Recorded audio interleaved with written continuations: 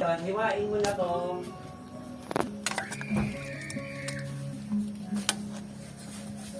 No.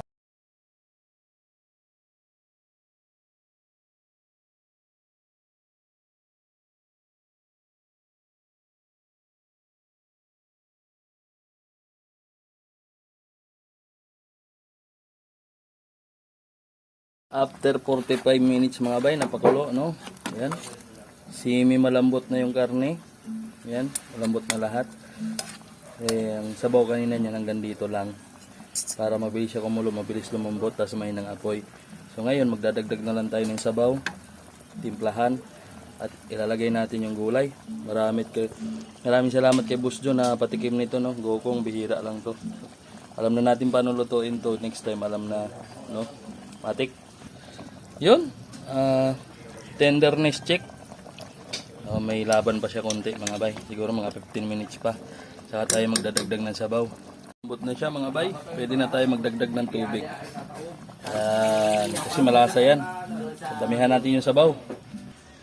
Yan, dagdagan pa natin yung sabaw. Yan eh. Sabaw pa sabaw. Yun, nilagyan natin. Kasi marami namang karne niyan, no? 3 kilo yan mga bay. Hindi siya tatabang ng gusto. At atin na siyang lalakasan yung apoy. Yan o. Ayan, lakasan na. Kasi malapit na. Tsaka natin ilalagay yung bok choy. Yan, lagay natin yun. Yun mga bay, no? Kalipas sa 1 oras, talagang malambot na yan, no?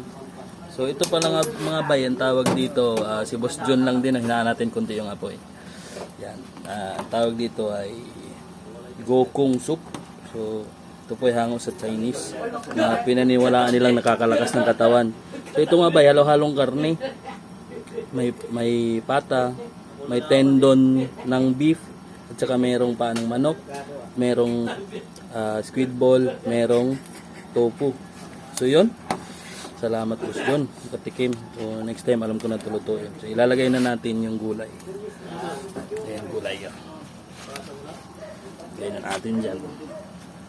Masarap mga bay, natikman ko. It's kabila, saging saba. Ha? Sige, sige. Okay na mga bay. Tingnan nyo naman yan, no? Sobrang lambot. So, yan, sabi ng gukong soup.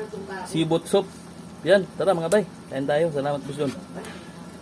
Post na lang natin yung recipe sa YouTube. Thank you. Luto na ang ating gokong soup. Yung itsura, may beef tender. Sabaw. Ayun na mga bay. Sos, kahit may hangover, may sakit, pwede dito. Gokong soup, sibot soup. Tara.